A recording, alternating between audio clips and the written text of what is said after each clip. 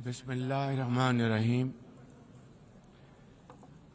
ليس البر أن تولوا وجوهكم قبل المشرق والمغرب ولكن البر من آمن بالله واليوم الآخر والملائكة والكتاب والنبيين وآتى المال على حبه ذوي القربى واليتامى والمساكين وابن السبيل والسائلين في الرقاب وأقام الصلاة وآتى الزكاة والمؤفون بعهدهم إذا عاهدوا والصابرين في البأساء والضراء وحين البأس أولئك الذين صدقوا.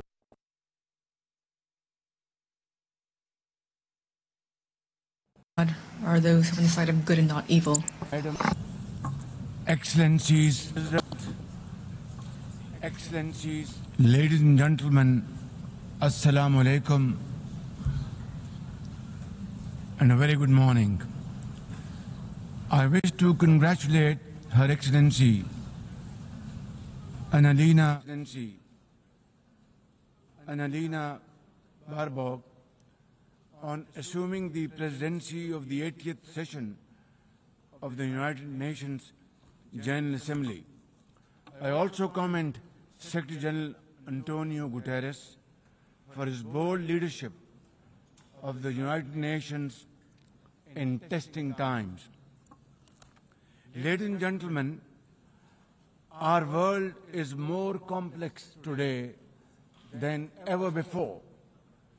Conflicts are intensifying, international law is being brazenly violated, humanitarian crises are multiplying, terrorism remains a potent threat, disinformation and fake news undermine trust, climate change threatens our very survival, and more so countries like Pakistan. Today, multilateralism is no more an option. It is need of the hour. Excellencies, Pakistan's foreign policy, guided by the vision of Quaid-e-Azam Muhammad Ali Jinnah, is based on peace, mutual respect and cooperation. We believe in the peaceful settlement of disputes through dialogue and diplomacy. Last year, from this very podium, I had warned that Pakistan would act most decisively against any external aggression. Those words of mine proved true. I hope it didn't. But then, that is destiny. When in May this year, my country confronted unprovoked aggression from our eastern front, the enemy came shrouded in arrogance. We sent them back in humiliation, delivering our bloody nose. Excellencies, India sought to extract political gains from a human tragedy by spurning my sincere offer of an independent international investigation into the Pahalgam incident. Instead, it attacked our cities and targeted our innocent civilians. When our territorial integrity and national security were violated, our response was in accordance with the right of self-defense under Article 51 of United Nations Charter. Our valiant armed forces, under the stellar leadership of Field Marshal Syed Asim Munir, mounted an operation of stunning professionalism, bravery and acumen, repulsing the enemy's attack under Air Chief Marshal Zahir Babar Sidhu. Our falcons took flight and etched their answer across the skies, resulting in 7 of the Indian jets turned to scrap and dust. A decisive response.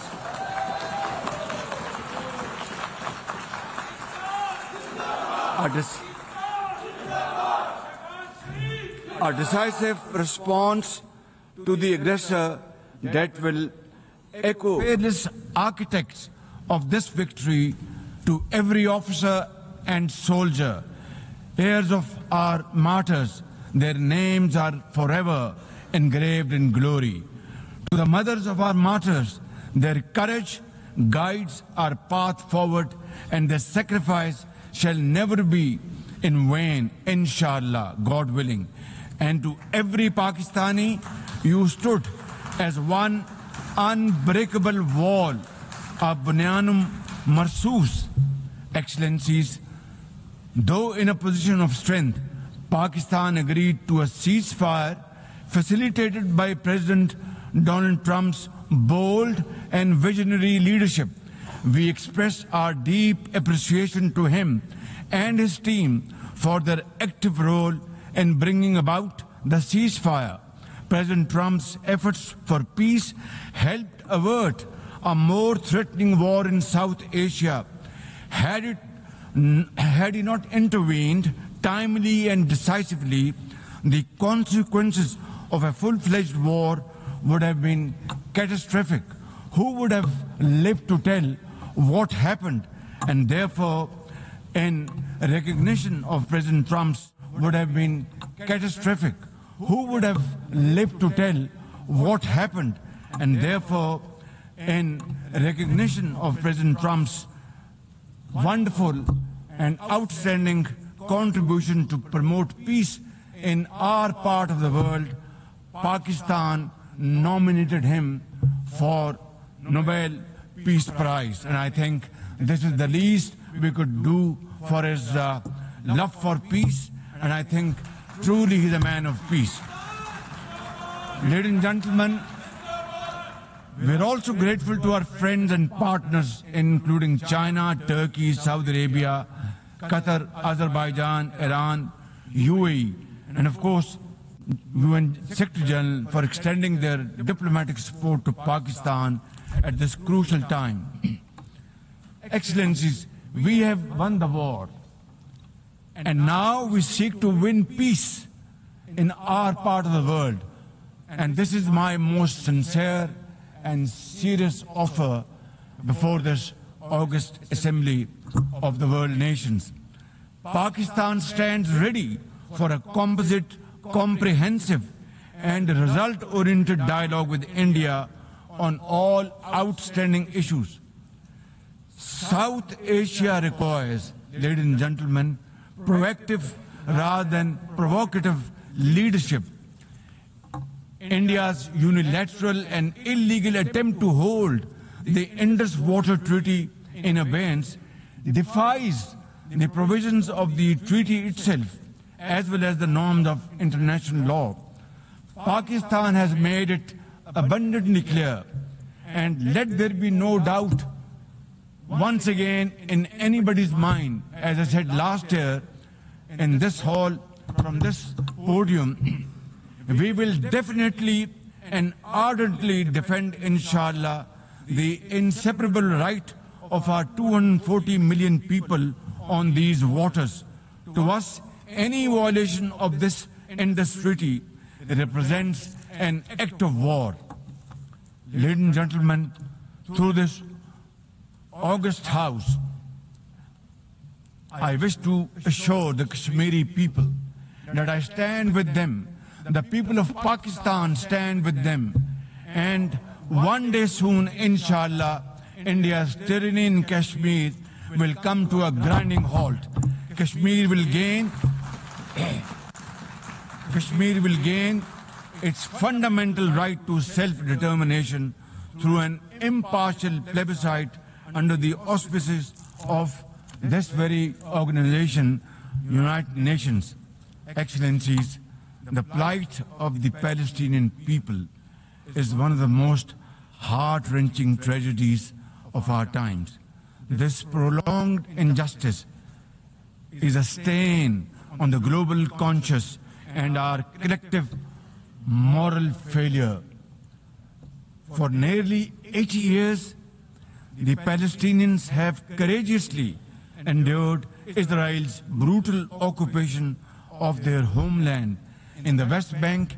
Each passing day brings new brutality, illegal settlers who terrorize and kill with impunity, and nobody can challenge them and question them. And in Gaza, Israel's genocidal onslaught has unleashed unspeakable terror upon women and children in a manner we have not witnessed in annals of history.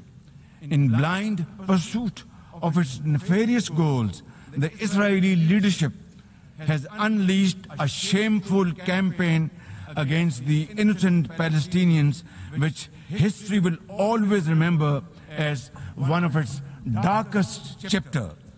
But speak we must, Madam President, we must speak, and speak loud and clear. Our words are too little, too late for Hind Rajab, a child, nay, a little baby. We have all heard her trembling voice on that phone call, which little Hind made as she struggled to stay alive under Israeli onslaught and atrocities. Can you imagine that little girl, Hind Rajab, as if she was our daughter? Can you imagine not having the compassion to spare her life? My agony and the agony of the entire Muslim Ummah, indeed, I think, the agony of all the nations on the planet is that we failed Hind Rajab, and she will not forgive us in this world and the world hereafter. As they say, ladies and gentlemen, the smallest coffins are the heaviest to carry. I, for one, would know, for I too carried the tiny coffin of a 7-year-old Irtiza Abbas during the recent confrontation with India. He was only 6 years old. Therefore, we cannot and we must not fail these children of Gaza or any child anywhere in the world. We must find a path to a ceasefire now and just now. Pakistan firmly supports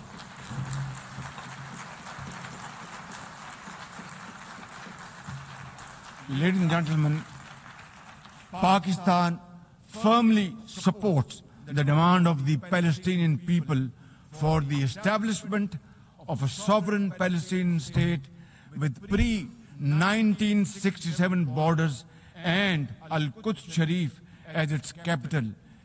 Palestine can no longer remain under Israeli shackles. It must be liberated, and liberated with full commitment and with full force.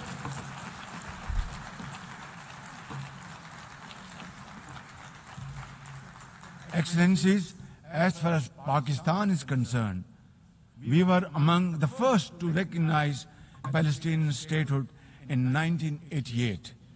And now we welcome the recognition of the state of Palestine by a number of countries recently around the globe, and urge others to also follow suit, because time and tide wait for none. We are further grateful for President Trump's timely initiative to invite Arab Islamic states 3 days ago here in this building for a consultative session at the United Nations. And I was also part of that consultative process. And I think, and I hope and pray to God that it has rekindled hope for a ceasefire in the nearest future, for which the credit must again be attributed to President Trump for this peace initiative. Excellencies, Israel's recent attack on Doha and its continued violations of the sovereignty and territorial integrity of numerous countries is reflective of its rogue behavior. Pakistan stands unwaveringly with our brothers and sisters in Qatar. We also support all efforts for a peaceful resolution of the